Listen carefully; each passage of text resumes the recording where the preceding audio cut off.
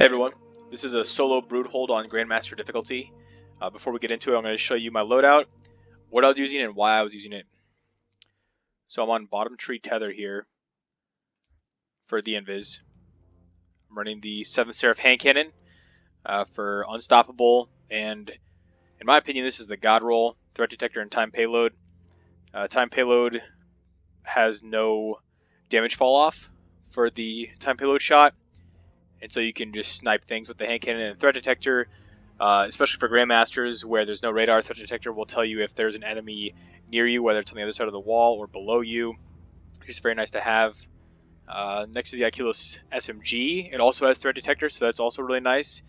Quick reload for the anti-barriers, because I'm obviously going to be fairly close to them, so that's always nice.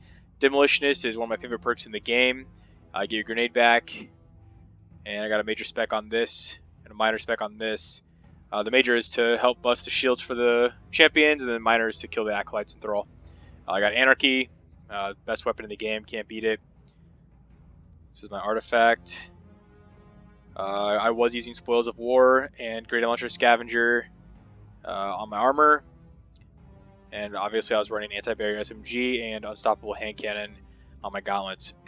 So my cloak here, I have a minor mobility mod, just so I can have the Spoils of War, Perpetuation, and Global Reach. I want Global Reach because I'm running the 7th Seraph Hand Cannon and the Acolytes SMG to make Warmind cells, because they're very good in all content of the game, but especially in Grandmasters, when I'm trying to min-max all of my gear the best I can. And I'm running Perpetuation to reduce the cooldown of my dodge, and that is because I'm running tier 9 mobility. Now, with the part of the perk tree, I'm not sure if Heart of the Pack grants weapon haste, increases mobility and recovery and resilience. Yeah, I'm not for sure how many tiers of mobility this will give you, but I was running tier 9 with Perpetuation, and it gave me the same as tier 10 as I was running, because I had just changed my loadout before I actually finished this Nightfall, so tier 9 was good enough with Perpetuation. Here I got double grenade launcher scavenger with protective light, so I'm running 2 charge with light mods. I was going with high energy fire, but then I figured if I just killed a Thrall or an Acolyte I would lose it, so I might as well just hang on to protective light until I become low health. I'm running 6 coyote for a second dodge. I have double concussive dampener and charge harvester. That's my other charge with light mod. I could have gone with like taking charge or shield break charge, which would have helped in the like 3 worm room, but I wasn't having any problem anywhere in the strike except for in the boss room because it's so hectic.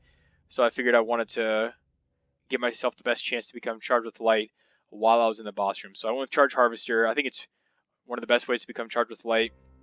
Any killer assist you get slowly builds up to giving you a charge with light, so you don't have to do anything specific like pick up an orb or anything. I was going double concussive dampener because I had 1 concussive and 1 void resist for the boss room, but those knights hit hard, and so I went with double concussive. I tried the void resist instead, and it wasn't as good. Next on the Gauntlets, the Unstoppable and Anti-Barrier, like I had said, and Rage of the Warmind. This one is very good. This one helps you kill more enemies per Warmind cell that you explode, so it's very nice. It also adds solar damage, which is what the next mod that I'm using is Wrath of Rasputin, and it says solar splash damage final blows have a chance to create Warmind cells, and so you'll see in the video with Global Reach, with Rage of the Warmind, and with Wrath of Rasputin, I spawn a Warmind cell, I blow it up, and it kills a bunch of enemies, and then another Warmind cell will appear because of Wrath of Rasputin. This Rage of the Warmind grants the solar splash damage to the explosion, and this grants a Warmind cell on solar splash damage. So in theory, if you had enough enemies, maybe like back in the Reckoning, it's possible you could have just, chained Warmind cells over and over and over again when all of the Thrall are coming, or maybe in like the Shattered Throne now, or like Escalation Protocol. So you want to make sure you have max mobility, so you can be invisible as much as you can. And then recovery was the next thing I went for. Having tier 8 recovery really helped. I was running like 6 recovery with 100 mobility, and then I had recently changed up some of the mods I was using. And so, yeah, this is my loadout. I have a glitched Gambit Prime collector synth here permanently, which I think is kind of cool. So yeah, let's get into it.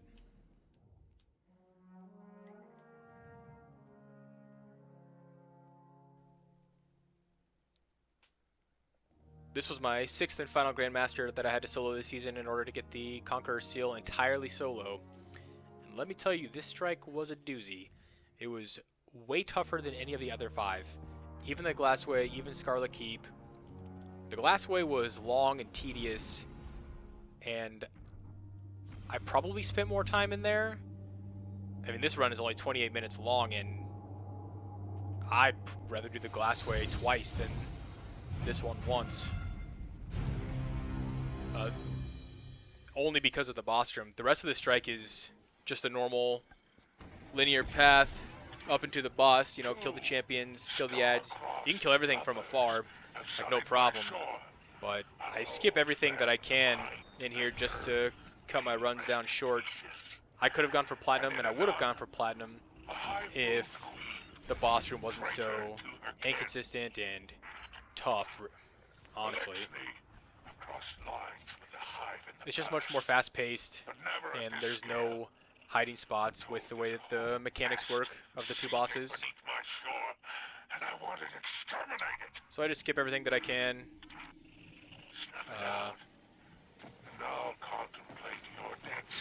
Yeah. Those aren't spiders falling. They understand no language but kill. If you're in a fire team of 3, I would definitely go for Platinum. You can easily kill all these guys. You can kill those unstoppable ogres without even having them aggro you just from across the gap there. And you can melt the bosses too, so with 3 people. So there's no reason not to. And you can basically do what I do, but with 3 people, and it'll make it run that much easier. Or you can just go for speed. Registering an abnormal ether signature on that knight.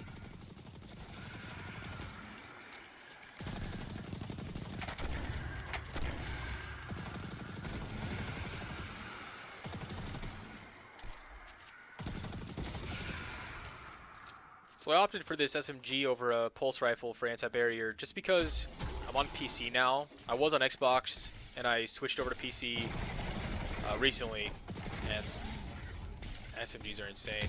The recoil on Xbox that basically makes them unusable for anti-barrier and a Grandmaster at least. This worm is radiating. Or it would at least be a lot more risky.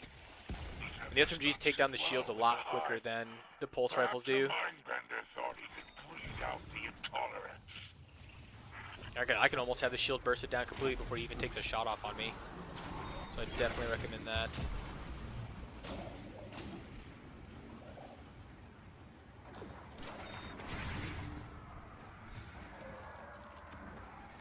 I have 2 close range weapons, but it works out pretty well. The hand cannon with the time payload is basically infinite range, but just takes a little while. The SMG is good, just have to play your cover.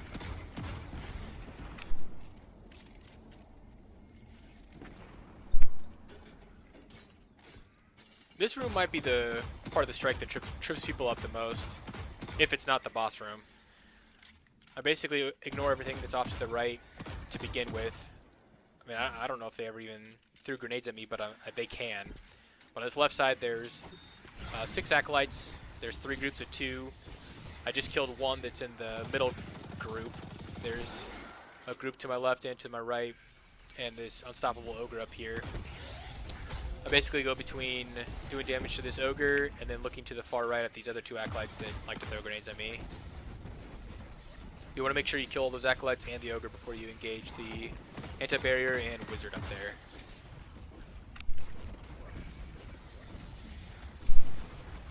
Now you can jump up on that little ridge there where that gap is to see the ogre, which I end up doing on this run. That will definitely aggro the ogre to rush you. I mean, you could use that to your advantage to finish him for some heavy, but I didn't intend for him to rush me when I jumped up to peek, but he did.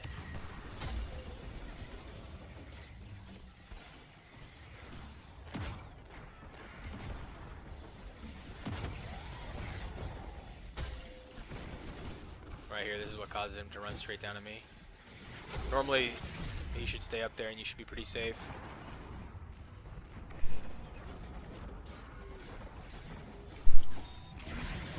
At this point, I didn't know he was finishable. Also, I was pretty surprised to see him just right above me. But I mean, it's an extra heavy brick, so I'm not complaining.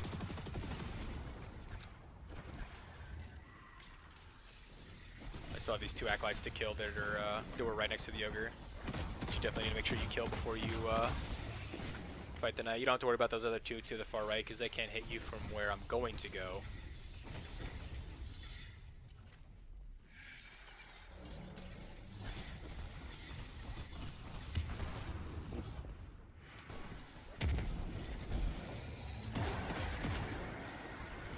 You'll notice that I'm not wearing any. You'll notice that I'm not using any solar weapons or wearing them. But you'll see here how I take out the solar shielded wizard.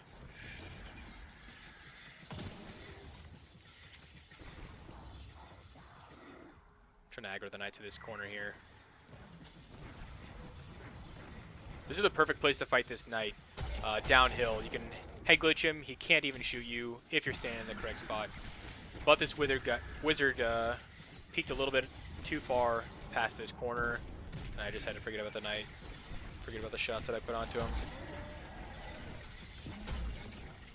He's in an alright spot right now. If the wizard moves out more, or if he moves in more, then you just gotta forget about it and wait, which is what happens.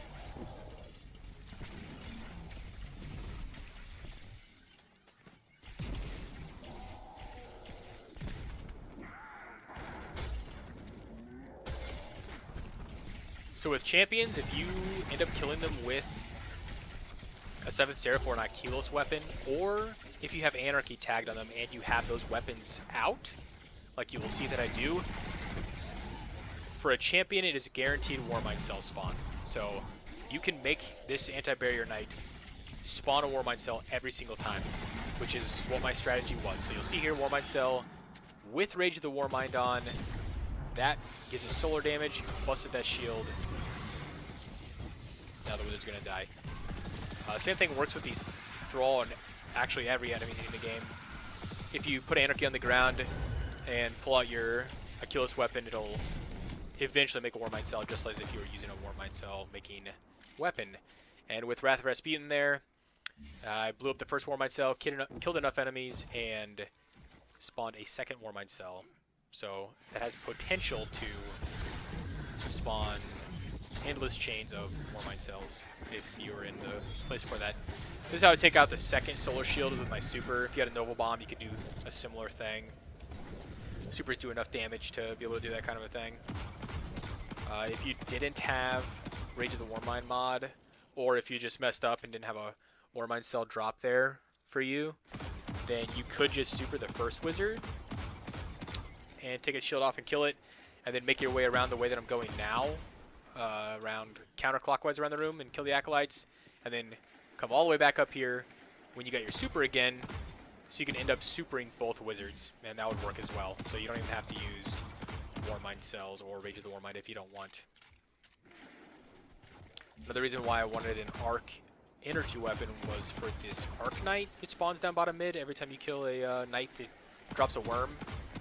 So every time you kill a Knight that drops a worm, like about a dozen Thrall with some Cursed Thrall and this Arc Shielded Knight spawn down below.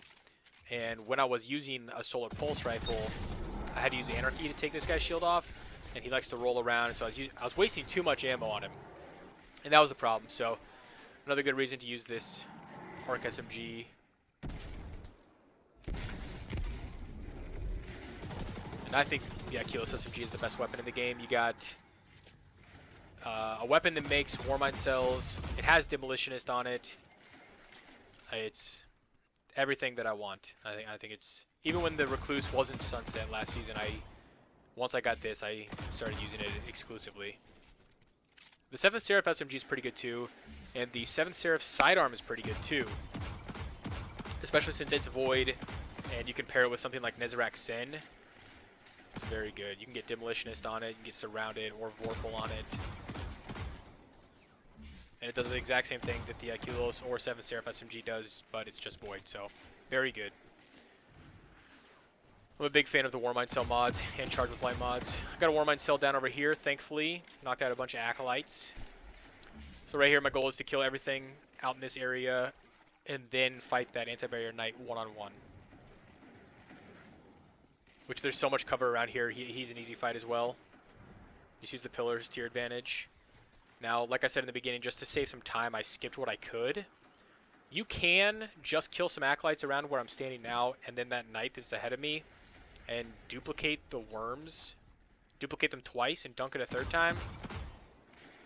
It's a little bit risky to do that, leaving everything that I already killed up on the hill alive. But what I do here, I duplicate this worm one time just to skip what's in that bottom room over there.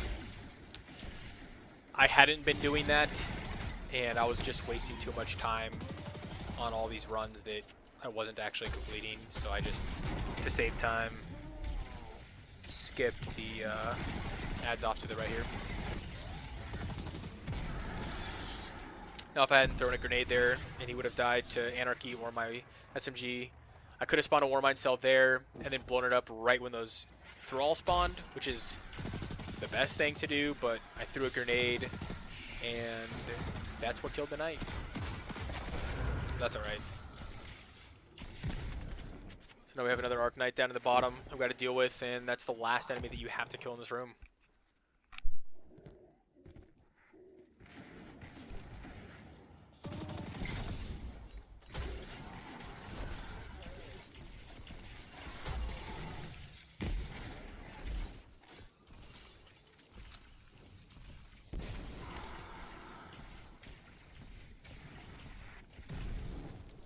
If you're lucky enough to get a heavy drop on that floor that drops, I would try to pick up heavy elsewhere so that that can drop down the pit with you. Alright. To duplicate the worm, just it's kind of like the balls in the Pit of Heresy. Place the worm almost all the way, and then right before you finish, switch weapons to drop it, so you will have put the worm in and dropped it at the same time to duplicate it. However, whenever you pick it up a second time, and even a third time if you duplicate it twice, pay attention to the timer because the timer keeps ticking down. But since I had this second worm on the field, I just duped it once.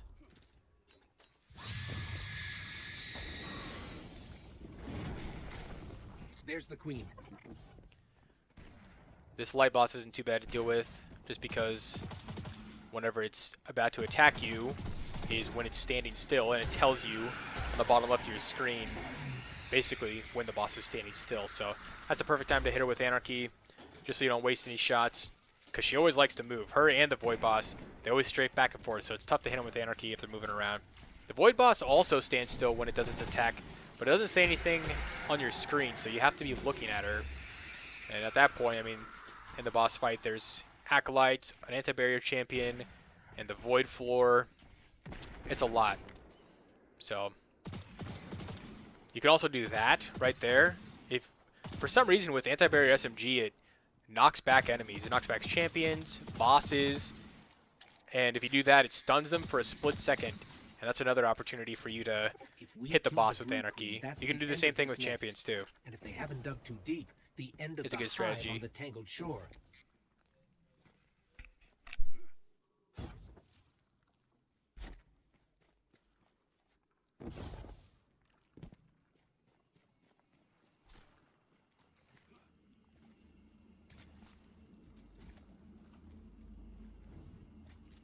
At this point, I'm just trying to top off all the ammo that I can. I noticed that a heavy ammo finder brick dropped back there when I killed the Thrall initially, so I went back for it.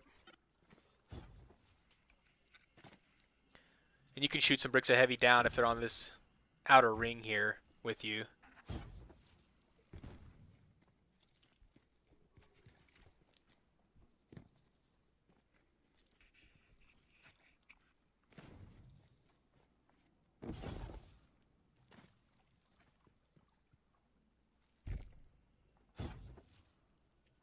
We've got to go after that Brood Queen. Now down here I did have a brick of heavy that I was going to leave there and come back for it. But then I remembered that if you go into the next area and start finding enemies and everything and then decide to come back, you can grab this brick, but when you go back, all the ammo will have disappeared, which I didn't want to do. I could have just looked on the ground out here first before I went back, but since I'm using Warmind cells and I shoot, I think at least a couple of them right here, Thrall died all around this room, so they could have dropped a heavy brick or anything that might just despawn if I leave and come back.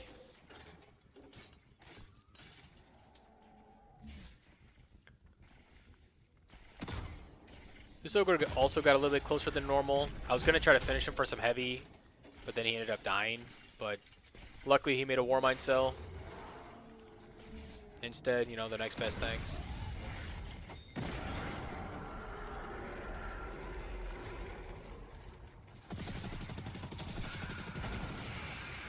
An SMG is also the perfect thing to take out just groups of Thrall just beelining it at you, which happens several times in this strike. In the boss fight, in the 3 worm room, in the beginning of the strike.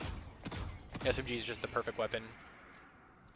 Now at this point I'm pretty confident that all the Thrall are dead. A lot of stragglers always come walking up to me slowly, but 2 Warmind cells should have done the trick. Peg the Shrieker with Anarchy, come up here to hide.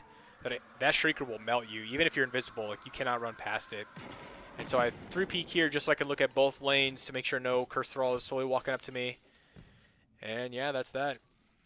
Now up ahead is 3 Acolyte snipers, which will one-shot you. And honestly, they're basically just cheaters in this game that will one-hit you and never miss. So you have to be extremely careful. 3-peek.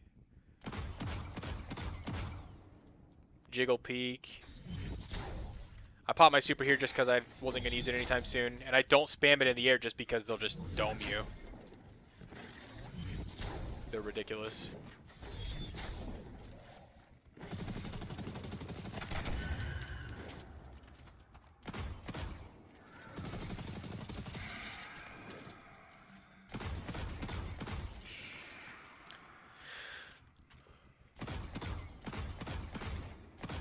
You don't want to put more than just a couple of shots into them at a time, just because even if you're staggering them or hitting them, they'll still snipe you, or another one will just pop out at the perfect time. They're 3-peeking you. That's why you have to 3-peek them. They're 3-peeking you, and then when you're out in the open, they're just going to pop out and snipe you. You just want to get a few shots on them and duck back into cover.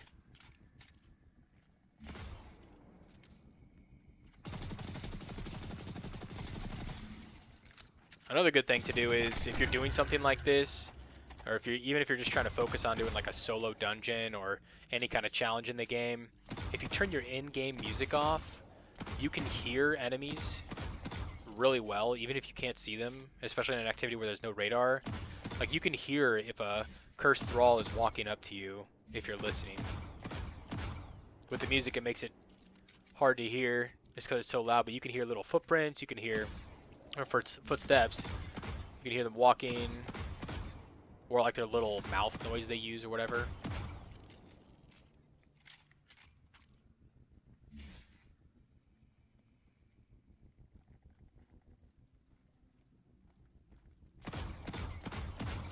Gonna dodge out of the way there. You never know what's gonna happen. Alright. I also ignore these 2 knights here. Got this Shrieker. Same tactic as before. Peg it, walk up. This is the perfect place to sit. It can't hit you from here, and it stays open. So it's very nice. Normally this knight that's on the right is standing out on the ledge looking at me. Like, it's really aggro to me, but this time it wasn't for some reason. So I always smoke behind this cover, run up to him, dodge and smoke again. But this time I did that same thing but on the left side. And it works just as well. It's just risky, especially if that right knight decides to peek over at the wrong time, which is what I'm worried about. But you can just run right up the middle through them.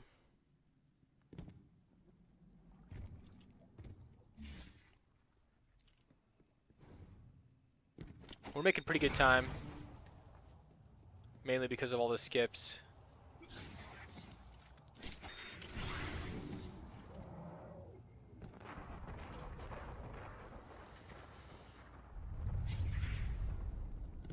At this point, here comes the Void Boss. And just like in the boss room, right when it appears, you have time to shoot it, but then it's going to do that Void thing on the ground.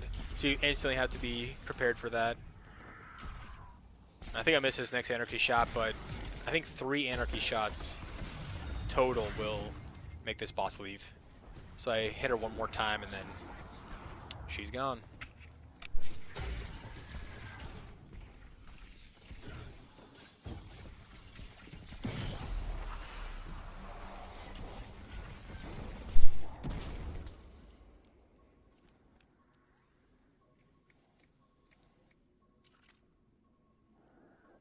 If you don't mind risking it, you can go back and look up where those Acolytes died, where that knight is right now. He was just glaring at you, and see if there's any heavy, but it wasn't worth the risk. Almost full. Plus you can get a finisher on this anti-barrier champion in here. In fact, you can farm him if you keep throwing the worm off, or if you pick up the worm to start the timer and it blows up, another anti-barrier will come out if you want to farm him for a little bit.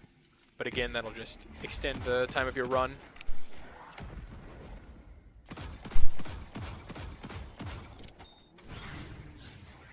Which there's no reason to go fast if you're confident you're gonna, you know, beat it.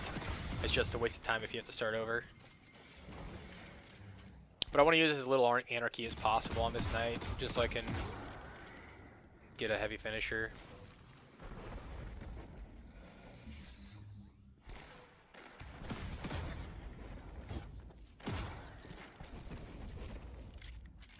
But this time around, an Acolyte dropped the heavy brick. This knight drops 2 bricks, and I don't think that's ever happened. I always get pretty unlucky with the heavy drops in this room, which is why it always turns out so poorly.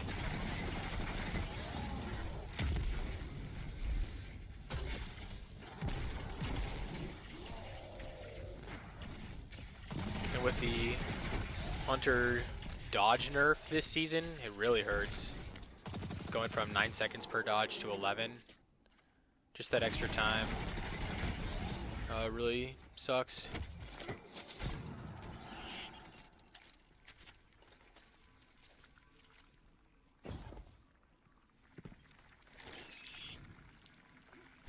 You know, you gotta melee that worm just for good luck. And it worked. It worked. That's part of the strat.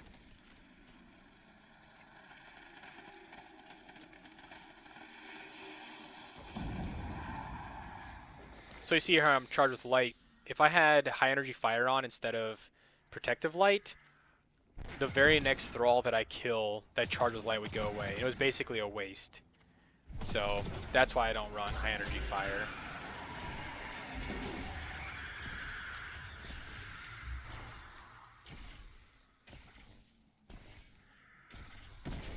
This part of the boss fight is not too bad at all. See, there was a stun on the boss. When it says that little text in the feed, the shrieks emanate from above, there's going to be like a group of thrall that jump out on the left side of where I'm standing. I was doing like a triangle trap there of anarchy, but then I realized it's just wasting ammo. 1 is good enough, especially since you got a Warmind cell that's going to come out inevitably. Got lucky with some more heavy ammo drop right there. Thrall can come around on the right side as well, so you just got to keep an eye out for it. The next time the Thrall come out, that seems to happen like every time, so I put an Anarchy Bolt there as well.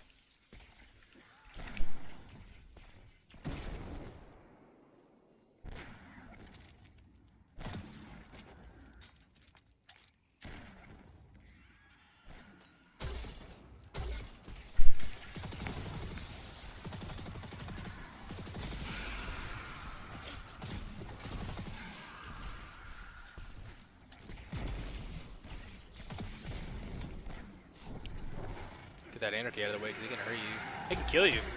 I saw that last curse thrall straggling behind. I didn't see him right there, so I knew he was coming around to my right.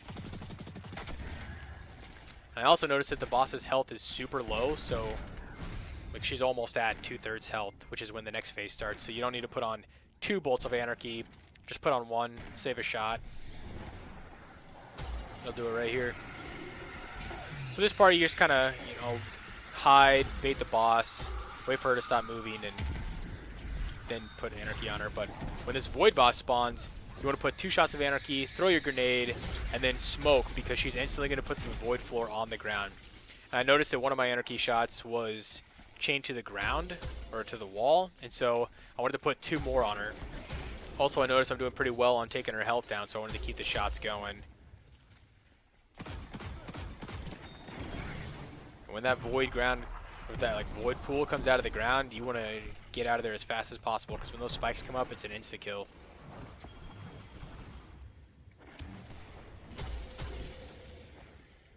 Since I had so much heavy on the ground, I decided to spam it a little bit. Got lucky with some tags. Normally she just strafes back and forth. What she's doing right there is like the little cue that she's going to be standing still, but it doesn't say anything in the feed, so you have to be looking at her to know when she's going to do that. She's standing still like a noob right there. Easy kill. Now she's 1/3 health, and this is the problem part, because if you kill the light boss first, then you have to deal with Acolytes and another anti-barrier champion. But if you kill the void boss first, you have to deal with Curse Thrall and Arc Knight with a sword and an unstoppable ogre. I had always been trying to kill the light boss first, but I decided I would definitely rather put up with an unstoppable ogre than an anti-barrier champion. Those arc shots from those knights are a huge pain. So with the tether, that's what I was saving my tether for. You could tether just the void boss, but it's not worth it. I decided to tether both of them just to do as much damage as I possibly could. And this is where it gets very hectic. Curse Thrall are slow. Not that big of a deal, except for they'll sneak up on you. The Unstoppable Ogre's actually not that bad. I don't even bother killing him. Just keep stunning him. I don't think he even shoots me one time. So at this point you can see exactly what's on the field. The boss stopped moving to do its attack. And that's another reason why I wanted to kill the Void one first. I don't mind standing behind a structure to hide from the aerial attack, but that floor attack it just instantly starts hurting you. And I start ADSing my hand cannon before I even turn around, just because I know that ogre's going to be right on my butt. I'm going to have to stun him the very first, like the second that I see him. And I thought maybe my anarchy might kill the boss right here. Got very unlucky and it did not. At this point I was getting a little bit too excited. I thought I had it in the bag. Have a very frantic ending. I was thinking about jumping over that gap and just going for it, but she decided to do her attack. At this point I thought it was a perfect opportunity to maybe kill some of these Thrall, but even that 1 second that I spent killing those Thrall, I thought, you know, that's too much time, and there's probably going to be something coming up right on me because everything is aggroing to me. Now I decided to go for it. So risky, so risky.